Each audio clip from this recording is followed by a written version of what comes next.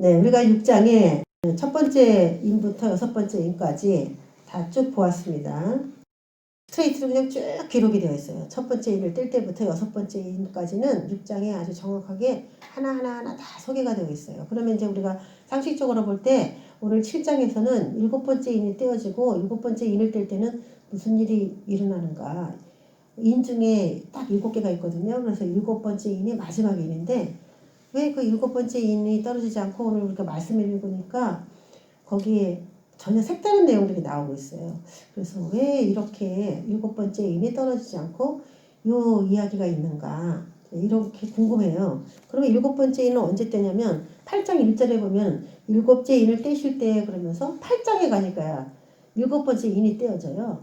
그러면 이 7장은 여섯 번째 인과 일곱 번째 인 중간에 딱 껴 있습니다. 그래서 일곱 번째 인과 여섯 번째 인에 껴있다는 얘기는 일곱 번째 인이 떼어지기 전에 무슨 해야 될 일이 있다거나 일곱 번째 인하고 상관된 어떤 일을 말씀해 주려고 하시거나 그런 의미들이 이제 들어있을 수 있어요. 그래서 일곱 번째 인이 떼어지기 바로 전에 이 7장이 요한계시록을 해석하는 데서 굉장히 중요해요. 왜냐하면 8장을 이해하려면 7장을 이해하지 못하고 서로 다른 이야기로 문맥에 맞지 않게 풀어가 버릴 수 있는 가장 중요한 가운데의 부분이에요. 그래서 이것이 매끄럽게 다리 역할을 해주면은 해석이 되게 8장까지 연결이 매끄럽게 될 것이고 이 7장이 뭔가 잘 해석이 되지 않으면 뭐 너무 몇천 년 앞으로 간다든지 몇천 년 뒤로 간다든지 이런 식으로 해석이 되면은 왜 그렇게 기록을 해야만 할까 이런 생각이 드는 거죠. 자, 오늘 7장을 우리가 풀어갈 텐데 거기 도장이 있죠. K라고 하는 도장이 딱 있는데 이마에 입 맞은 자가 오늘 쭉 나왔어요. 이마에 입 맞은 자, 이마에 입 맞았다는 게 무슨 의미일까? 그렇게 생각하는데 우리 뭐 종이 같은 거에 이를 찍어도 그걸 아무나 열어볼 수 없는 봉인된 그런 거잖아요. 그래서 그걸 열어봐야 할 사람만 열어보도록 납을 녹여서 봉인을 했던 그런 것들을 봤어요. 근데 이거 입 맞았다는 건 도장 맞았다 이런 뜻으로 쉽게 생각하면 됩니다. 도장. 거기 K라고 이렇게 써 있죠. 이 K라고 써 있는 거를 제가 왜 이제 선택을 했냐면은 우리나라에 하나님의 인이 이렇게 딱 찍어주시기를 김씨만 딱 찍으면 안 되니까 코리아 대한민국에 정말 전 세계 가운데 가장 이스라엘을 지금 이스라엘의 입맞은 자를 기록했는데 우리나라도 이스라엘처럼 입맞은 그런 국가로 되어지기를 원하는데 오늘 읽어보니까 입맞은 자가 14만 4천 명입니다. 14만 4천 명에 대한 이야기가 되게 분분해요. 그래서 여호와 증인이 자기네가 14만 4천이다. 신천지만해도 우리가 14만 4천이다. 뭐 이단들은 자기네를 다 14만 4천이라고 하는 걸 통해서 저는 성경을 잘 모를 때 어떻게 생각했냐면은 이 14만 4천 명이 되게 좋은 사람이긴 한가 보다. 왜냐면 이단들이 자기네들 다 14만 4천이라고 하는 거 보니까 뭔가 이 14만 4천 명이 별 볼 일 없는 사람이라면 안 가져갈 텐데 사탄도 알잖아요. 하나님의 큰 영광에 도달할 자와 그렇지 못한 그런 인생들을 안다고요. 사탄도. 근데 자기가 저거 14만 4천 명에 들지는 못하지만 마치 사람들을 속이고 기만해서 자기를 따르면 14만 4천 명이 네가 될 걸로 그렇게 미혹을 했다면은 분명히 24만 4천 명은 자기가 볼 때도 굉장한 사람들이라고 생각을 했기 때문에 나를 따라라 그러면 네가 14만 4천이 될 것이다 이렇게 사람들을 깨고 미혹하는 거 아니겠어요? 그래서 이 14만 4천 명이 과연 뭘까? 그래서 제가 책도 읽고 여러 가지 기도를 했는데 하나님 참 좋은 분들을 이렇게 만나게 해주셔서 저를 이렇게 또 알려주시기도 하셨어요. 자, 우리가 한 번씩 한 절씩 읽어보겠습니다. 자, 이 후에 내가 내 천사가 땅 내 모퉁이에 선 것을 봤어요. 자, 요한이 봤죠? 땅 내 모퉁이에 내 천사가. 그럼 동서남북 모퉁이에 탁탁탁탁 이렇게 서 있었겠죠? 뭐냐면은 지금 땅에서 무슨 일을 하려고 하는 거죠. 이 4라고 하는 숫자는 요한계시록뿐만 아니라 다 동서남북 이래서요. 동서남북 땅을 상징하는 그런 숫자입니다. 땅. 그래서 요한계시록에도 꽤 4자라는 숫자가 많이 나와요. 내 천사가 땅 네모퉁이에 서서 옛날에는 동그랗다고 생각하지 않고 땅이 네모나다라고 생각을 해서 양 모퉁이를 다 잡았다는 거죠. 만약에 이제 천사가 딱 네 모퉁이에 모서리 서서 잡아서 이걸 막 흔들었다고 봤을 때는 땅이 어떻게 되겠습니까? 막 오합지졸 난리가 나겠죠. 지금 뭔가 네 모퉁이에 섰다는 것은 좋은 일은 아닐 것 같은데 모퉁이에 선 것을 보니 뭐 하려고 하느냐. 땅의 사방에 바람을 붙잡아 바람으로 하여금 땅에나 바다에나 각종 나무에 불지 못하게 하더라. 바람을 영어로도 볼 수 있다 그랬죠. 그래서 바람이 휙 불면은 땅이나 나무나 각종 나무에 어려움이 생겨요. 막 흔들리고 요동하고 막 이러죠. 보통 바람은 안 그렇지만 토네이도나 뭐 태풍, 폭풍 이런 바람을 일으키면 막 난리가 납니다. 해일도 일어나고 그런 일들이 일어날 수 있는데 이런 것들이 다 뭐 영적인 활동들이지. 하나님이 영적인 세력들에게 명령을 내리면 그들이 움직이는 그런 움직임들인데 불지 못하게. 그러니까 이들은 지금 붙잡고 있는데 붙잡고 있어요. 그래서 준비해요. 이제는 여기 땅 하면 확 흔들어야 돼. 근데 바람을 붙잡아 바람으로 하여금 땅이나 바다나 각종 나무에 아직 불지 못하게 하죠. 아직 불지 못하게. 또 봄에 다른 천사가 살아계신 하나님의 인을 가지고 지금 한 대기조는 막 뭔가 흔들려고 하는데 아직 하지 말라 그래서 좀 대기하고 있는 상태로 그렇게 천사가 보였고 또 이제 2절에 가니까 다른 천사가 살아계신 하나님의 인을 가지고 해두는 데로부터 올라와서 땅과 바다를 해롭게 할 권세를 받은 네 천사를 향하여 소리칩니다. 아까 1절에 있는 그 천사죠. 네 천사한테 막 소리를 지르는데 이 첫 번째 1절에 나온 네 천사를 뭐라고 표현했냐면은 땅과 바다를 해롭게 할 권세를 받은 천사라. 이렇게 2절에서 풀어줬어요. 땅과 바다를 해롭게 할 권세. 그러니까 뭐 산들바람 일으키는 그런 존재는 아니란 거죠. 산들바람으로 뭐가 역사하려는 그런 네 천사는 아니었다는 거예요. 엄청난 바람을 일으킬 수 있는 그런 해를 가할, 해롭게 할 권세를 받은 네 천사를 향하여 그 다른 천사가 소리를 칩니다. 이 천사가 인을 가지고 있어요. 이르되 우리가 하나님의 종들의 이마에 인치기까지 땅이나 바다나 나무를 해하지 말라 그랬어요. 준비를 막 하고 있는데 아직 안 돼. 우리가 하나님의 이마에 종들의 이마에 인치기까지 아직 해하지 마.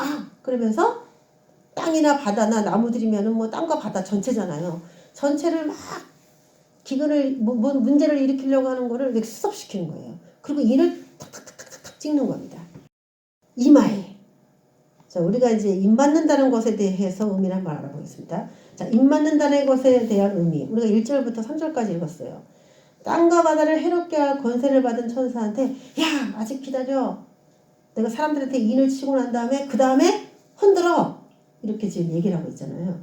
그러면은 이 인을 맞는다. 인을 맞는다. 이 사람들은 도대체 어떤 사람이냐. 흔들릴 때 그냥 땅과 바다 흔들리면 사람은 그냥 같이 흔들리는데 이 사람들을 인을 쳤다는 거죠. 그래서 이제 기독교계에서는 예수를 믿는 모든 사람들에게 인을 쳐서 땅과 바다가 흔들릴 때 그들을 보호할 것이다. 이렇게 이제 해석을 했었어요. 그러면 어떤 사람이 구원을 받는지 한 가지 뭐 구절들을 구약을 소개하려면 되게 많아요. 제가 여태까지 뭐 그 이유들을 엄청 많이 장황하게 몇 절까지 해갖고 구약의 말씀들을 다 소개했었어요. 근데 뭐 지금 성경 공부 시간이 아니고 설교시니까 딱 중요한 한 구절씩만 가지고 이야기를 나눠볼까 해요. 에스겔 9장 4절에서 6절 말씀 보면은 여호와께서 이르시되 너는 예루살렘 성읍 중에 순행하여 그 가운데서 행하는 모든 가증한 일로 말미암아 탄식하며 우는 자의 이마에 포를 그려라 라고 하는 말씀이 나와요. 자, 이 말씀은 뭐냐면은 하나님께서 이스라엘이 너무 우상 숭배를 많이 하니까 이스라엘을 심판 내리기로 아주 굳게 작정을 하셨어요. 그런데 이스라엘에 있는 모든 사람을 다 죽여버리면 안 되지 않습니까? 자, 그 죄악 중에 성전에서 우상을 숭배하고 하늘황후나 태양신을 섬기고 그 아들 담무스를 섬기고 막 그런 일들이 교회 안에서 막 일어났어요. 우상숭배. 지금으로 말하면 종교다원주의죠. 교회에서도 어떤 종교든지 다 받아들여서 하나님으로 인정하고 예배를 드려야 된다라는 거.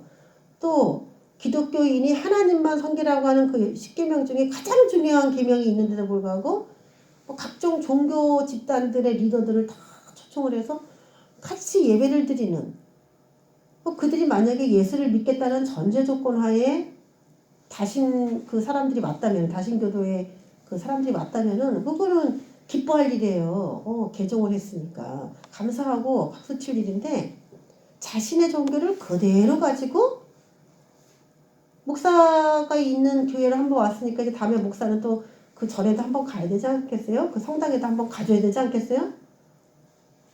우리가 음식을 먹더라도 내가 한번 얻어먹으면 내가 한번 사줘야 되는데 하다못해 영적 음식을 내가 설교하는 걸 당신이 들어줬으면은 그 사람이 뚝뚝뚝 목닥 들고 뭐 한마디 할 때 이 사람 가져야 되는 거 아닙니까?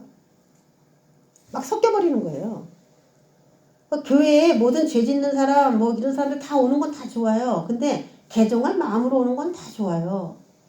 근데 자신의 입지를 그냥 굳히는 상태로 방문하는 그런 예배를 드린다면 그거는 분명히 불법이 돼요. 근데 그 당시 예루살렘이 그랬어요. 그러니까 하나님이 이제 심판을 해야 되는데 다 죽일 수가 없죠. 그래도 신실한 사람들이 있었어요.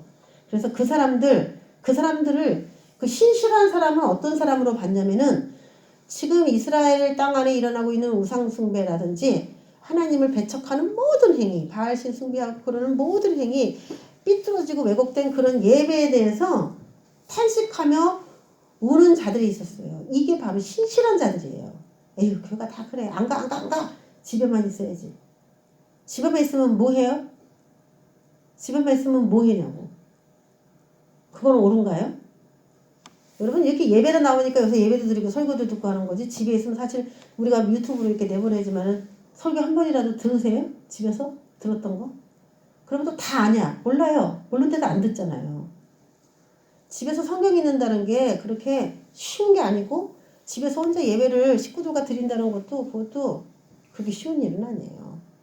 이런 예배의 계기를 통해서 드리게 되는 경우에 사람들이 굉장히 많아요. 그런데 그렇게 예배를 드리고 하는 게 우리가 볼 땐 경건한 것 같고 최고의 경건인 것 같고 하나님을 섬기는 것 같이 보이지만 그런 예배는 그냥 기본인 거고요. 이 나라가 어떻게 돌아가고 있는가, 종교에 대한 법을 어떻게 바꿔가고 있는가에 대해서 실질적으로 가슴이 아파서 우는 그런 죄악에 대해서 정말 마음이 갈라지는 그런 애통함이 있어야 된다는 겁니다. 왜 어쩌다 교회가 이렇게 됐는가 이런 그걸 하나님이 신실한 사람 나의 종이라고 보는 겁니다.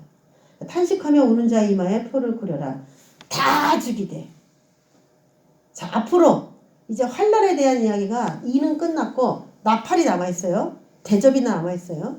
8장부터 그렇게 진행이 될 텐데 그때부터는 이제 어떤 일이 생기느냐. 처음에는 이제 나팔이 불어서 3분의 1만 뭐 사람도 죽고 자연에도 타격을 받겠지만 점진적으로 가면서 사람들이 다 죽는 심판으로 쭉 들어가게 될 거예요. 또 똑같이 여기서도 다 죽여라. 그런데 이마에 표 있는 자에게는 가까이 하지 말라 그랬어요. 그러면은 오늘 1절부터 3절 우리가 봤잖아요.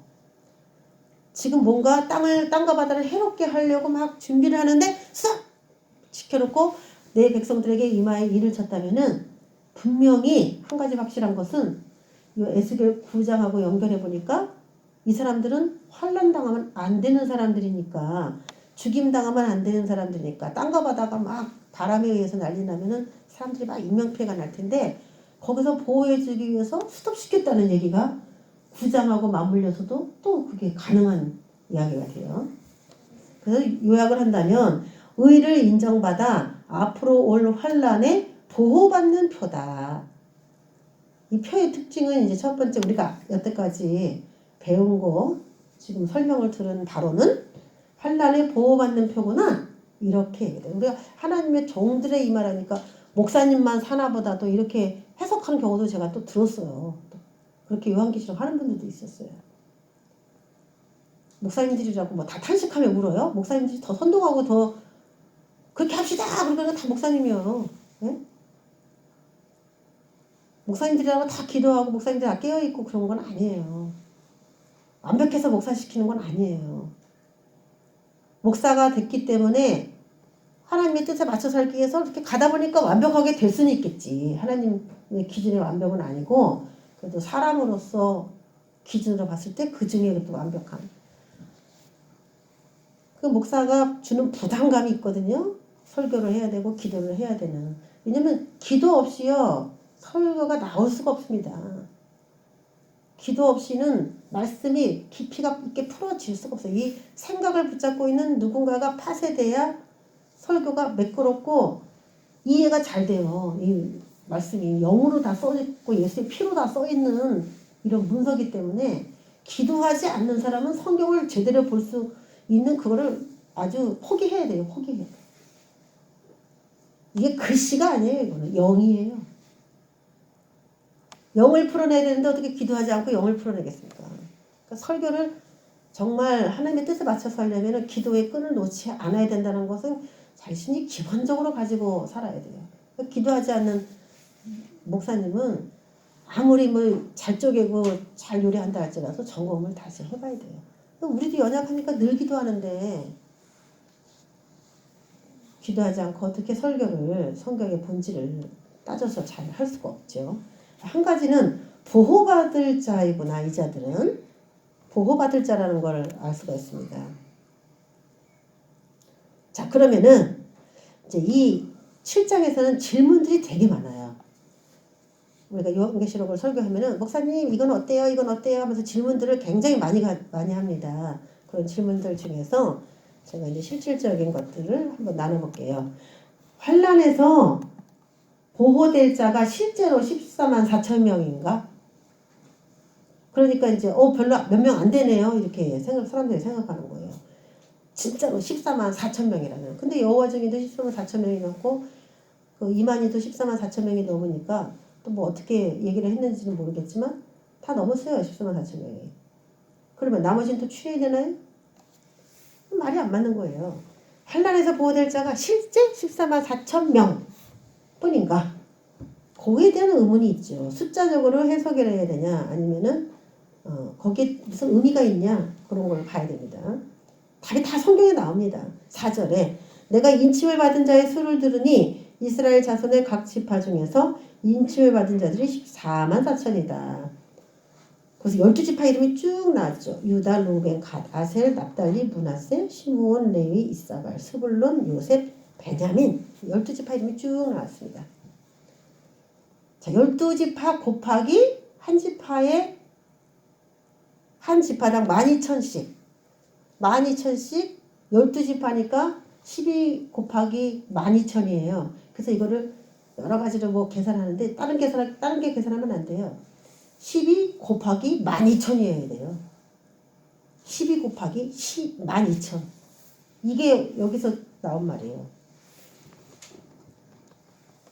그래서 이 제자에 대한 이야기도 분분하게 되게 많은데 우리가 한 가지씩 볼 텐데 14만 4천 명 뿐인가 이 문제를 해결하기 위해서 제가 뭐 이걸 계속 읽다 보니까 눈에 띄는 게 딱 나와. 눈에 띄는 게 뭐냐면요. 이스라엘 자손의 각 지파 중에서 14만 4천이라는 각 지파 중에서 라는 말이 나와요. 이거는 뭐냐면은 이스라엘이 전체로 이 인원이다. 이게 아니고 이스라엘 각 지파 중에서 일부다. 이 말이죠. 일부다. 그래서 어떻게 해서 그럼 이 일부 중에 착출된 그 인원은 누구냐? 제가 뭐 여러 구절 있지만 딱 한 구절로 얘기한다면은 민수기 31장 3절에서 4절이 요 한 구절로 이야기가 돼요. 한 지파당 12,000명인데 이 12,000명이라는 것은 왜 12,000명이 나왔느냐면은 12 곱하기 1000이에요. 하나님께서는 이 숫자를 굉장히 잘 사용하시는데 12는 여러분도 알겠지만은 구약에는 12지파, 신약은 12제자 그래서 제자수예요. 제자수. 그래서 하나님은 13명도 안 뽑아 꼭 12명. 그리고 한 명이 범죄하니까 한 명을 또 채워서 꼭 12명을 채워가요. 그래서 12는 제자. 그러면은 마태복음 같은 데 보면은 예수님을 따라다녔던 사람들이 12제자만 있었느냐? 아니에요. 예수님을 따라다닐 때 마태복음에서는 뭐라고 기록을 하냐면은 허다한 무리들이라고 소개를 하고 있어요. 허다한 무리들이 예수님 쫓아다녔어요. 그 중에서 제자는 12명 뿐이었어요. 오늘 그 이야기를 여기다가 접목시켜봐야 돼요. 그러니까 성경에 있는 게 모든 게 다 암시구절입니다. 허다한 군중들이 예수님을 따라다녔는데 그 중에 대표로 뽑은 게 12명이었어요. 그러면 지금 12,000인데 12 곱하기 1000이라면 이 12는 많은 군중 중에 대표 제자의 수라는 걸 여러분이 암시를 하셔야 되는 거라는 거예요. 그것만 봐도 10이라고 하는 그 숫자만 봐도 마태복음과 연결시켜도 이 10이라고 하는 이 숫자는 예수님을 따라다니는 모든 군중을 다 말하는 것은 아니라는 겁니다. 그 중에 리더급인 사람이죠. 제자는 리더급. 예수님을 옆에서 다 보고 배우고 했던 사람들, 수제자 같은 사람들이에요. 군중과 비교했을 때. 그럼 곱하기 1000이면 뭐냐면 1000은 군대 숫자예요. 50부장, 100부장, 1000부장. 그래서 군대의 단위로도 쓰이는데 그런 얘가 1000명을 뽑아서 전쟁을 시킨 얘가 있었느냐? 예, 그게 민수기 31장 3절 4절이에요. 자, 모세가 백성에게 말하여 이르되 너와 함께 있는 사람들 중 가운데서 전쟁에 나아갈 사람들을 무장시키고 미디안을 치러 보내어 여호와의 원수를 갚아라. 자, 여기 똑같은 말이 나왔죠. 우리가 오늘 4절 읽었던 이스라엘 자손의 각지파 중에서라는 말하고 민수기 31장 3절에 나온 말하고 똑같은 게 있어요. 너와 함께 있는 사람들 가운데서. 이걸 다른 말로 말하면은 이스라엘 전체 인원 중에서 그 얘기죠. 이게 싸움에 나갈 때 다 데리고 가는 게 아니에요. 여기서 싸움에 나가라면 몇 명 나가요? 이 중에서 전쟁이 일어났습니다. 싸움에 나오세요. 그러면 몇 명 나가요? 이 중에서 누구 나가요? 4명? 우리 목사님 거기 낄 수 있어요? 여기도 안 될 것 같고 저긴 끼나? 예? 여기는 갈 수는 낄 것 같은데요. 50 넘으면 그때 군대 데리고 가나? 원래 성경에서는 50 넘으면은 인정 안 하거든요. 여기는 이제 한두 분은 빠지는 거고 이제 2명. 이렇게 많은데 전쟁이 일어났다 그러면 우리까지 수학 가서 전쟁한다 그래 보세요. 어떻게 해요? 군인들이 뭐라 그럴까요? 권리적거린다 그랬지. 너 집에 가라, 집에 가. 총알이 빗발치는데 거기서 애를 보호하느라고 군인들이 전쟁을 못할 거 아니에요. 여자들도 마찬가지지. 늙은이도 마찬가지야. 아유, 내가 도와줄게. 그리고 허리 꼬부리고 가가지고 그 할머니를 보호하려고 군인들이 전쟁을 어떻게 하겠습니까? 그러니까 이스라엘의 모든 사람을 지칭할 때가 있는 거고 이스라엘을 대표로 나설 사람들이 우리 삶 속에도 있어요. 우리도 지금 군대 누가 갑니까? 다 가지 않잖아요. 이스라엘은 여자도 가지만은. 전쟁에 나갈 사람들을 무장시키고 미디안을 치러보내요. 여호와의 원수를 갚으라고 뽑은 사람이 몇 명이냐면 1000명씩이에요. 이게 군대 숫자거든요. 그래서 12 곱하기 1000이면은 제자인데다가 이 제자가 해야 될 일은 뭐냐면 전쟁하는 거예요. 그리고 제가 빨간 거 했죠. 여호와의 원수를 갚을 수 있는 자예요. 내 원수를 갚아줘. 하나님이 그랬을 때 다 데리고 가지 않아요. 너 잘 싸운다. 뽑아. 잘 싸우는 사람 뽑아.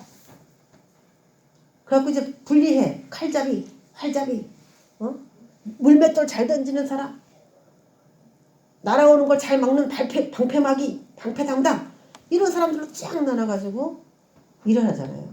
그래서 이 12,000명, 이 한 지파당 12,000명이라고 하는 이 12,000명은 제자 수 곱하기 군인이에요. 이렇게 생각하면 가장 쉬운 거죠. 그래서 여호와의 원수를 예수님이 재림하기 전에도 여호와의 원수를 갚아야 되는 엄청난 전쟁이 있어요. 예수님 재림하시기 바로 전에. 그럴 때 지금 현재 잘 준비된 사람이 그때 부름받는 거죠. 하나님께. 잘 싸우는 자로 인정된 자. 그러면 첫 번째는 인을 누가에게 친다 그랬냐? 환난에서 면해줄 자. 너 정말 신실해. 너 정말 탄식하면서 이 악에 대해서 울고 있구나. 이 세대에 대해서 뭘 알고 있구나. 이렇게 해서 내가 널 보호해줄게. 그리고 보호될 자라 그랬어요. 12,000명은 입맞은 자 12,000명이니까. 환난에서 보호해주는데 보호해주는 이유가 여기 나온 거예요. 잘 싸우니까 싸워야 되는데 하나님이 보호를 안 해주고 어떻게 싸우겠습니까? 이제 싸우다가 죽어버리면은 하나님의 나라에 엄청난 손실이에요. 그래서 일반인들하고 이 군인은 하나님이 목숨을 서로 다르게 보신다는 것을 기억하시기 바랍니다. 할렐루야. 똑같은 교인이고 남들이 볼 때는 교회 안에 같이 앉아있지만은 다르게 봐요. 죽음을 똑같이 안 봐요. 성도의 죽음은 하나님이 다 귀한 걸로 보시지만은 그 중에서도 이들은 죽이면 안 되는 거야. 이 세상을 하나님 나라로 만드는 데 있어서 절대적으로 이 목숨은 내가 지켜줘야 돼. 그래서 아무나 죽는 게 아닌 거예요. 사명이 끊어지고 그러면 죽는 겁니다. 그러면 더 살고 싶으면 어떻게 기도해야 돼요? 내가 하나님께 받은 사명을 다 완수하지 못했으니까 그 사명을 다 마칠 때까지 저를 써주세요. 그러면 살려주는 거죠. 자, 벌써 두 가지 나왔습니다. 환난에서 보호되는 그런 인침받은 12,000명이구나. 또 하나는 잘 싸우는 자로 인정받은 그 사람이구나. 12,000명이구나. 자, 이렇게 알 수가 있습니다. 자, 그러면은 여기서 유다 지파, 루벤 지파, 갓 지파, 아셀 지파, 납달리, 므낫세 여기 12지파가 쭉 나왔는데 뭐 단지파는 빠지고 다른 지파가 들어오고 여러 가지 그런 이견들이 있어요. 왜 그렇게 단지파가 빠졌느냐 여러 가지 얘기가 있는데 우리 구약기 때부터 쭉 12지파가 거론이 되어 있거든요. 그런데 우리가 한 가지를 알아야 될 거는 뭐 단지파가 사사시대에 우상숭배하고 그러면 다른 지파는 나쁜 짓 안 했습니까? 다른 지파도 보면은 다 뽑아내려면 다 있어요. 그런데 부득이 빠질 수밖에 없어요. 여기에서는. 12로 또 맞춰야 되기 때문에. 그래서 이 12지파가 어떻게 해서 착출된 것이냐에 대한 의견은 굉장히 분분하고 많지만 우리 이제 설교 시간이니까 그냥 넓은 의미에서 우리가 좀 하나하나 세세하게 보면 머리가 너무 헷갈리니까 큰 틀 아래서 이렇게 이해하는 것 쪽으로 그렇게 우리 한번 볼 텐데 12지파가 이렇게 딱 정해졌어요. 딱 12이야 하니까 누군가는 빠져야 되는 것이죠. 자, 그러면 이 이스라엘 12지파 이제 이해가 됐어요. 이거는. 자, 그 다음에 9절에 보면은 이일 후에 내가 보니 각 나라와 족속과 백성과 방언에서 아무도 능히 셀 수 없는 큰 무리가 나와서 흰 옷을 입고 손에 종려가지를 들고 보좌 앞과 어린 양 앞에 서서 큰 소리로 구원하심이 보좌에 앉으신 우리 하나님과 어린 양께 있도다 그러면서 외쳤어요. 큰 소리로.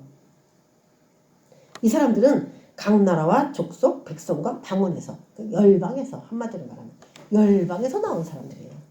그러니까 아까는 12,000명씩 12지파 이스라엘의 12지파에게 일을 졌고 여기는 각 나라와 족속과 방언들 열방에서 나왔다고 하니까 밑에는 열방에서 일어날 일 위에는 이스라엘에서 일어날 일 이렇게 해석을 하게 되는 거예요.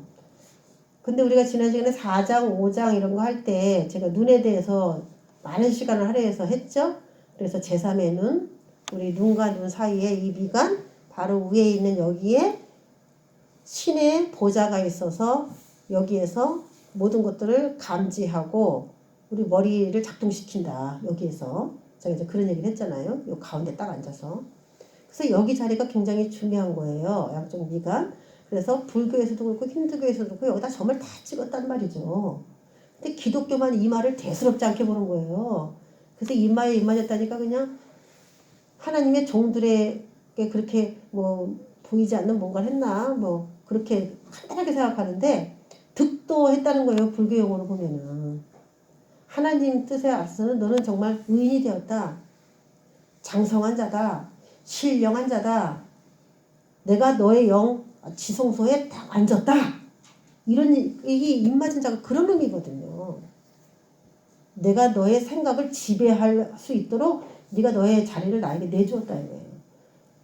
그래서 사탄이 인간의 영 안에 들어앉아서 하나님과 인간의 사이에 단절된 커튼으로 막아놨던 그 사탄이 완전히 퇴출돼서 이제 그 보좌에 하나님이 딱 앉아 계신 그거를 입맞았다 이렇게 여기서 표현한 거예요. 이제는 이들은 신적 권세를 가지고 있는 거예요. 이들은 이제 예를 들어 제가 정미자인데 정미자가 아니에요. 이제는 그들은 태어날 때는 정미자였는데 인침을 받은 그 순간 그 사람은 이제 하나님이 그 영에 딱 자정하셔서 말씀해 주시고 가르쳐 주시고 어떻게 해야 될지 일일이 다 가르쳐 주는 대로 순종할 수 있어서 오신 거기 때문에 100% 순종할 수 있는 그런 자들로 인정된 자들이에요. 그래서 하나님화 된 거죠. 그래서 하나님 형상을 회복해야 된다라고 하는 얘기와 이마에 입맞아야 된다라는 얘기는 같은 얘기로 봐야 돼요. 탁월한 자죠, 탁월한 자. 그러면 그 전에 14만 4천 명은 이스라엘에서 나오고, 그 다음에 이제 셀 수 없는 큰 히로드 입은 사람들은 열방에서 나오는데, 의문이 생기는 거예요. 사람들이 이제 요한계시록을 공부하면서 갖는 의문들을 제가 여러분이 의문을 갖더라 같은 제가 의문을 가지라고 하면서 그냥 반강압적으로 그냥 알려주는 거예요. 목사님 궁금해요? 안 해도 그냥 어련히 궁금하려니 하고.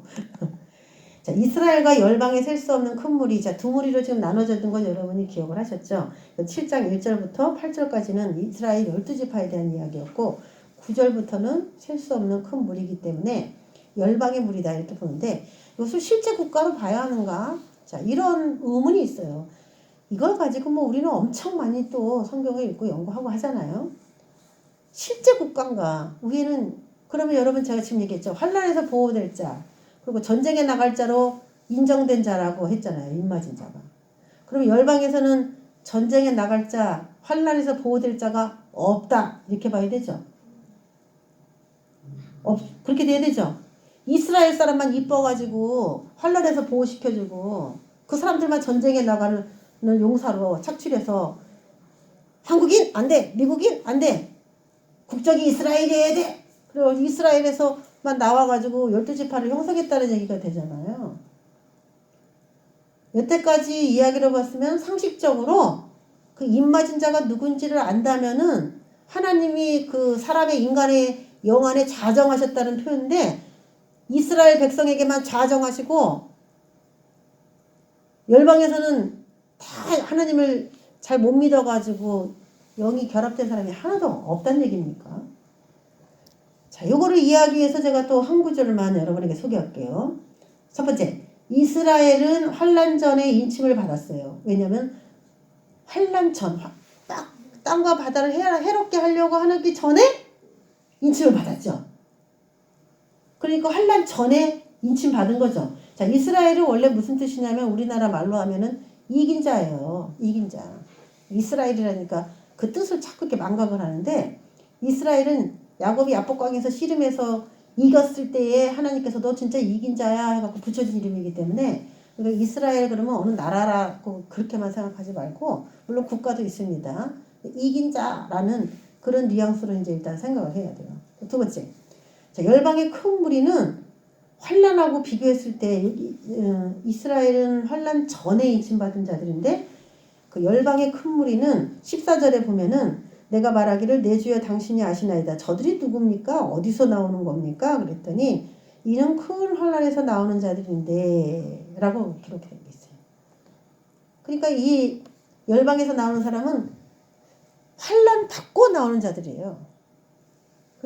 지금 시간도 차이가 있어요. 이스라엘은 환난 전의 시간이고 흰 옷 입은 사람은 환난이 끝난 다음에 이제 우르르 어디서 몰려 나오는 모습이잖아요. 그리고 아까는 환난을 피하게 해준다는 자였는데 이 사람들은 환난 속에서 뭐 있다가 나온 사람인 것처럼 보이잖아요. 환난 속에서 어린 양의 피에 그 옷을 씻어서 드디어 희게 돼서 나오는 거예요. 그러니까 환난 받기 전에는 뭔가 부족했던 사람인 것 같지만 환난을 통과하면서 어린 양의 피에 자신을 회개하고 씻으면서 인정받아서 이제 구원을 받는 그런 느낌이에요. 그럼 어쩌다가 이스라엘이라는 사람은 환난 전에 면제를 받고 어떤 사람은 열방의 무리들은 무슨 죄가 있어서 이스라엘 백성으로 태어나지 않았다는 이유로 큰 환난에 들어가서 어린 양의 피에 거기서 그렇게 씻고 이렇게 나올 수밖에 없게 됐는가? 자, 그럼 이스라엘 백성으로 태어나는 게 좋겠죠? 네? 차별적인 하나님이네, 막 이렇게 볼 수 있으니까. 근데 여러분 헬라인이나 유대인이나 차별이 없다라고 선언을 했기 때문에 그렇게 해석하면 굉장한 차별적 언어가 돼요. 우리 국가에서 말하는 차별금지법 그걸 말하는 게 아니에요.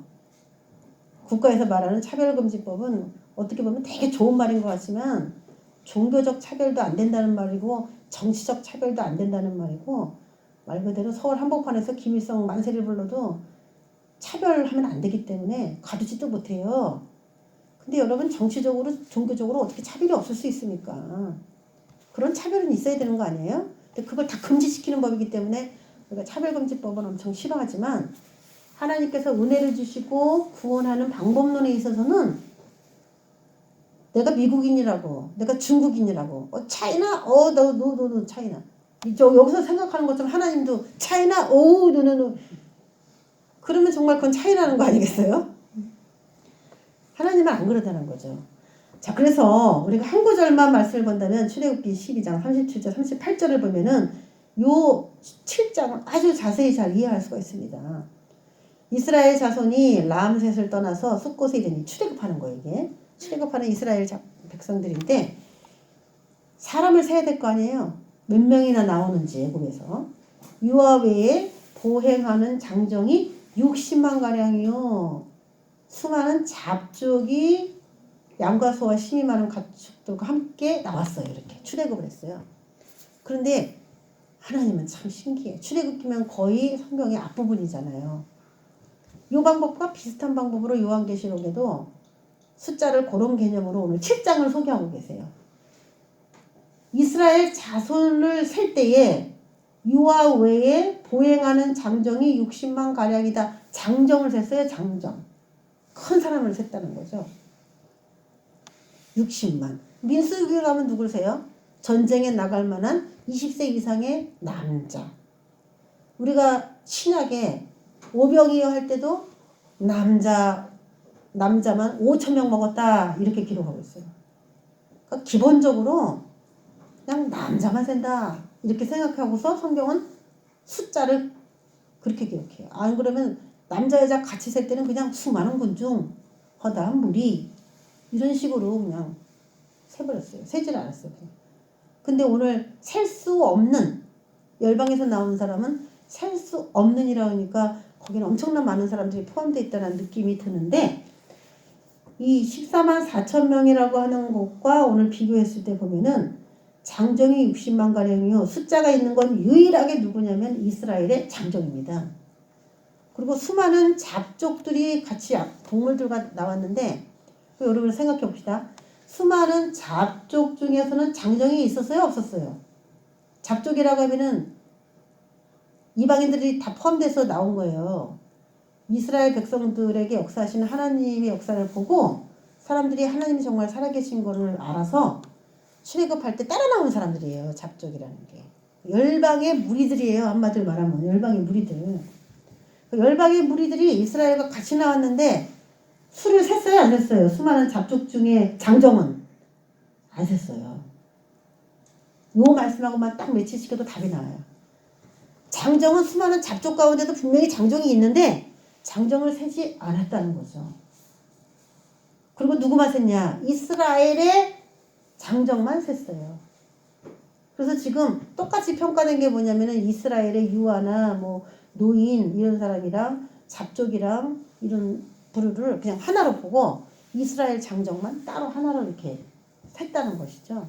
자, 이 원리를 우리 7장에다가도 적용한다면은 이스라엘의 14만 4천 명은 오늘 60만 가량이요 했을 때 그 인원에 맞물리는 거고 나머지 셀 수 없는 이 사람들은 여기는 수많은 잡족 중에 여기 장정이 있는데 장정을 왜 안 세냐면은 이미 이스라엘 12지파 14만 4천 명 안에 수많은 잡족의 장정이라고 하는 사람들도 거기에 내포되어 있다라고 보는 거예요. 세지만 않았을 뿐이지 이스라엘의 12지파 14만 4천 명은 이미 모든 장정을 대표합니다. 대표.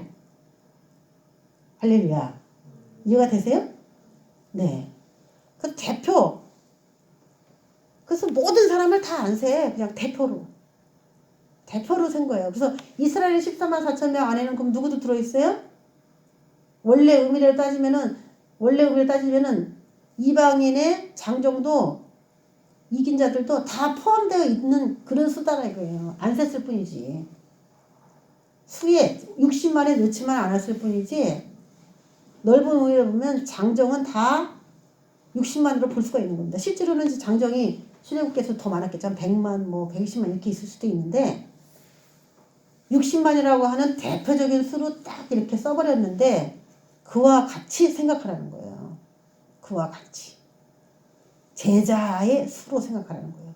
전쟁에 나갈 수 있는 대표로 생각을 하고 이 말씀을 읽어야 된다는 겁니다. 그럼 신구약 내내 전쟁할 수 있는 남자로 장정의 대표로 세워가지고 셌다면은 여기도 이제 그런 의미로 봐야 돼요. 하나님이 절대로 나라마다 차별하지 않는 분입니다. 자, 그러면은 이 사람들이 대환란에서 나와가지고 뭐 흰옷을 입고 이제 이런 이야기들이 이제 쭉 나오고 거기 16절에 보면은 그들이 대환란에서 어떤 고통을 받았는지 아주 리얼하게 나와요. 15절에 보면은 그들이 하나님의 보좌 앞에 있고 또 그의 성전에서 밤낮 하나님을 섬김에 보좌에 앉으시니까 그들 위해 장막을 쳐주셔요. 아, 환란 당하면서 네가 내 이름 때문에 환란 당하면서 너무 힘들었지 하면서 장막을 이렇게 쳐줘요. 보호막을 이렇게 쳐줘요. 환란에서 이들이 당한 고통을 하나님이 아셔요. 열방 가운데 그 열방에는 이스라엘 사람들도 거기가 있어요. 이스라엘 사람도 대환란 들어갈 사람이 이스라엘 백성 중에도 있지 않습니까?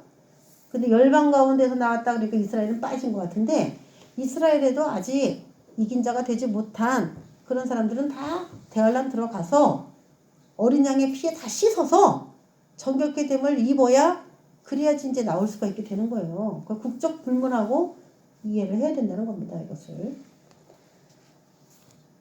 잘했다. 네가 하나님을 섬길 수 있게 내가 해줄게. 네가 너무너무 나 때문에 수고했구나. 그렇게 보호해주는 장막을 치시고 약속합니다. 다시는 줄이지도 않고 목마르지도 않고 해나 아무 뜨거운 기운에 상하지도 않게 해주고 생명샘으로 인도해주고 너희들 에서 눈물도 씻어줄게. 이렇게 이제 표현을 했어요.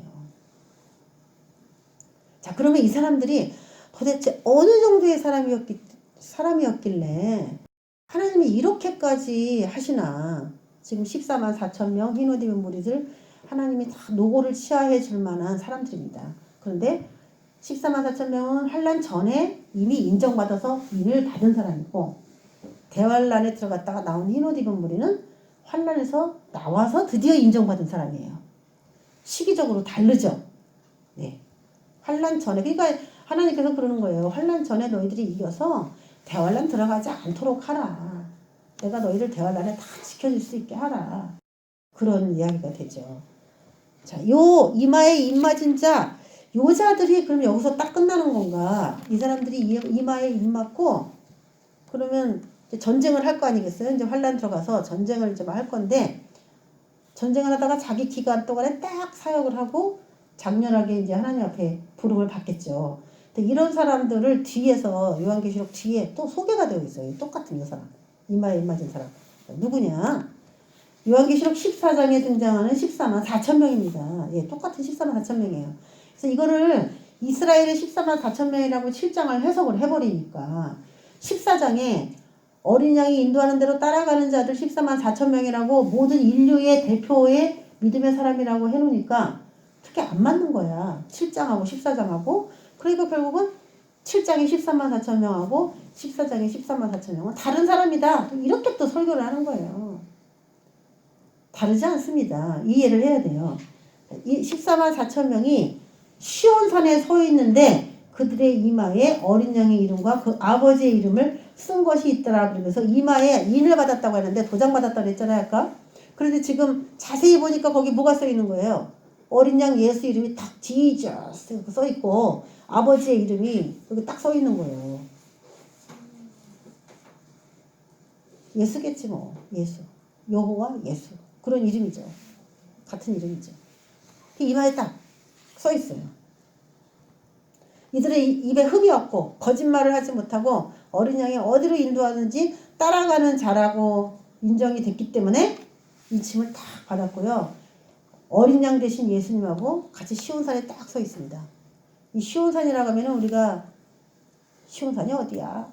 이스라엘의 지도에서 자꾸 찾으려고 하는데 그런 의미가 아니고요. 어린 양 예수가 십자가 갈보리산에서 이기셔서 승리해서 산꼭대기에 딱 왕으로 서 계신 것처럼 이들도 목숨을 내놓고 믿음으로 이겨서 갈보리 십자가에서 날 죽이시오. 죽이려면 죽이시오. 난 믿음을 변절할 수 없습니다.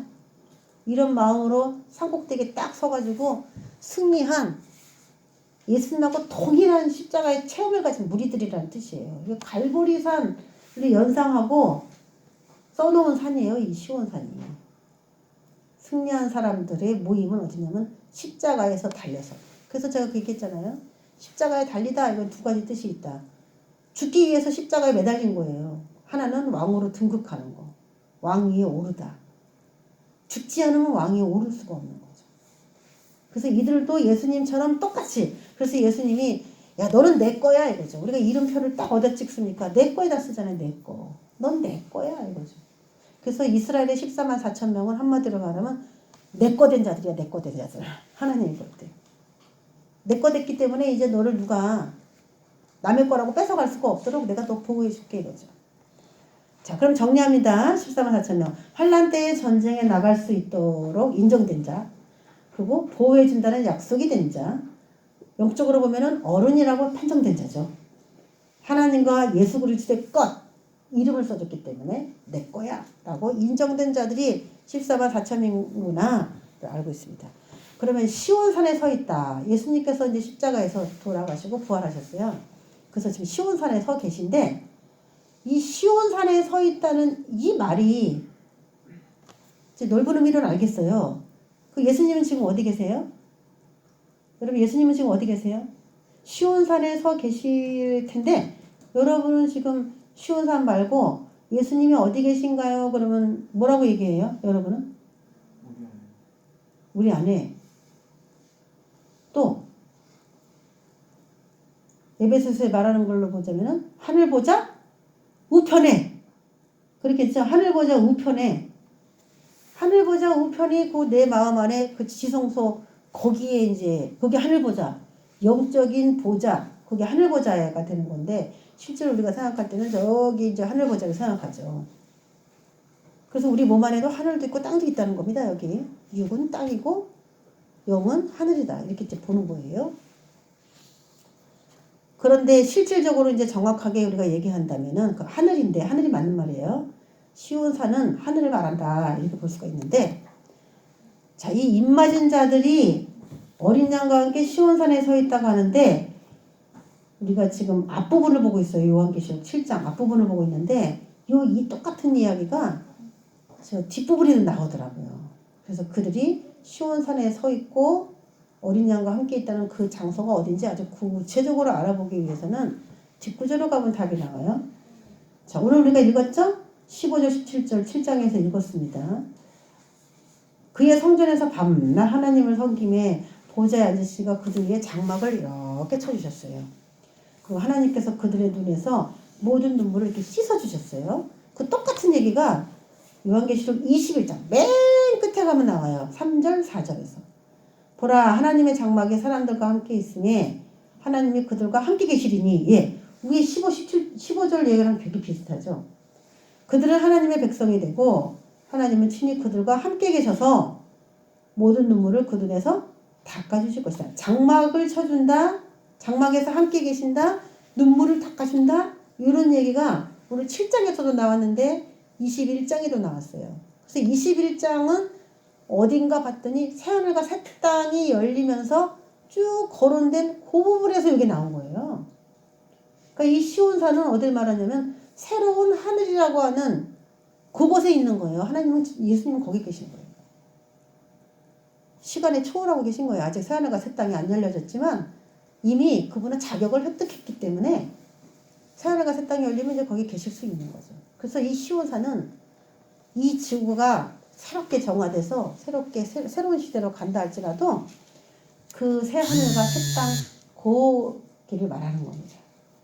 자, 오늘 16, 17절에 우리가 읽었죠. 그들의 자신은 줄이지도 않고 목마르지도 않고 해나 아무 뜨거운 기운에 상하지도 않다. 그리고 어린 양이 그들의 목자가 돼서 생명수샘으로 인도하신다. 줄이지도 않는다. 줄인 거에 대해서 맨날 공포의식을 느꼈어요. 살아있는 동안에. 그 죽음이죠. 못 먹으면 어떡하나, 이거. 죽음. 목마르다. 목말라서 죽겠네. 우리가 그러죠. 죽음에 대한 늘 그런 시험이 있었어요. 또 해나 뜨거운 기운에 상해요. 상하니까 막 아파. 피부에 막 질환이 일어나. 태웠어. 막 아파요. 고통, 통증이죠. 그 여태까지는 죽을 고비 넘기고 고통을 느끼면서 그런 사람들에게 예수님께서 생명샘으로 탁 인도하셨어요. 그런데 새하늘과 새 땅을 소개한 그 21장 오늘 3절 읽었잖아요. 4절에 보면 또 뭐가 나오냐면 다시는 사망이 없다. 여기는 새하늘과 새 땅은. 애통이나 곡하는 것이 없다. 애통이나 곡은 슬픔이죠. 아픈 것이 다시 있지 않다. 이거 아픔이죠. 고통. 내가 생명샘을 목마른 자에게 값없이 그들에게 주겠다. 그러면서 우리 7장만 보고 있지만 이 자들이 14장에 어린 양과 함께 이제는 서 있는 그런 장면이 1차적으로 나왔고 또 21장에 이들이 또 소개가 되고 있는 겁니다. 계속 하나님의 마음을 몸에 담고 얼마나 이들이 이 세상을 힘들게 살았는지 하나님께서 그들에게 이렇게 약속해 줄 수밖에 없는 그런 정황들이 쭉 소개가 되어 있어요. 그러면 여러분 이게 되게 쉬워요. 이마에 임하신 자가 몇 장에 나와요? 7장. 그 자들이 또 어디에 나와요? 14장. 그들이 또 어디에 나와요? 21장. 감을 잡았어요? 7장, 14장, 21장에 임하신 자가 나온단 말이에요.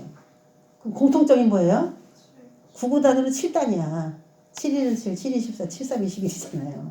7장, 14장, 21장에 임하신 자들이 쭉 나옵니다. 그래서 여러분, 예수님께서 교회를 2000년 동안 지금 다스리고 운영하시는 이유는 내 백성이 구인되기를 원하는 겁니다.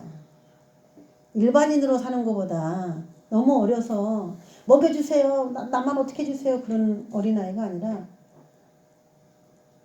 나를 위해서 여호와의 원수를 갚아줄 그럴 교회를 찾고 있는 거예요. 그런 사람을 만들기 위해서 14만 4천 명이라고 하는 나의 완전한 제자 주님이 세우신 그 수겠죠.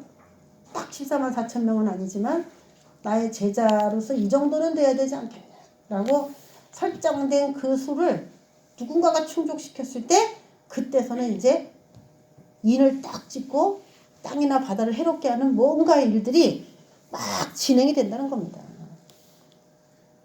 그래서 아직까지 그런 재앙이 안 오는 이유는 내 백성 14만 4천 명이 아직 채워지지 않았다는 얘기가 되는 것이죠. 우리는 지금 14만 4천 명이 채워졌는지 안 채워졌는지 몰라요. 왜냐하면 우리가 인을 안 받았기 때문에 남도 안 받았는 줄 알아. 그렇기 때문에 살아있는 사람 중에 죽은 사람들은 말고 예수님의 재림이 가까웠을 때 이 땅을 정화시킬 수 있는 그 사람들이 이긴 자가 또 그 시대에 있어야 돼. 그 시대. 죽은 사람 빼고. 죽은 사람이 어떻게 군인으로 일하겠어요. 그래서 그 살아있는 그 사람만 예수님 재림을 준비하는 군인으로 이렇게 설정이 되어 있다 뿐이지 그 전에 이긴 자는 없었느냐? 엄청 많았겠죠. 그래서 24만 4천이라는 제자 수는 예수님 재림할 때 그때만 나오는 그런 사람은 아닌 거예요. 그래서 인원은 셀 수 없습니다. 자, 오늘 이 말씀으로 잘 여러분이 신앙생활의 목표와 하나님이 왜 우리를 이렇게 신앙생활을 오래 하시게 하는가, 교회는 왜 다녀야 되는가, 그런 의문들을 말씀 안에서 해소하셨으면 좋겠습니다. 우리도 그렇게 되게 해달라고 간절한 마음으로 기도하는 우리가 되길 원합니다. 기도하겠습니다. 하나님 아버지, 이 세상에 사는 것은 줄이고 목마르고 상하고 아프고 배척당하고 거짓말을 강요받는 그런 시대지만 그렇게 하고서는 주님의 새하늘과 새 땅에 우리를 드릴 수 없습니다. 더럽혀지기 때문에 새로운 세계를 또 더럽힐 수 있기 때문에 인간이, 그래서 새하늘과 새 땅이 오기 전에 인간을 깨끗하게 할 수밖에 없는 것입니다. 오늘 이 말씀을 통해서 나는 정말 새하늘과 새 땅에 들어가도 더럽히지 않을 만큼 그렇게 깨끗하게 나 자신을 잘 관리해 가고 있는지 생각해보는 시간 되길 원하오며 예수 그리스도의 이름으로 기도합니다.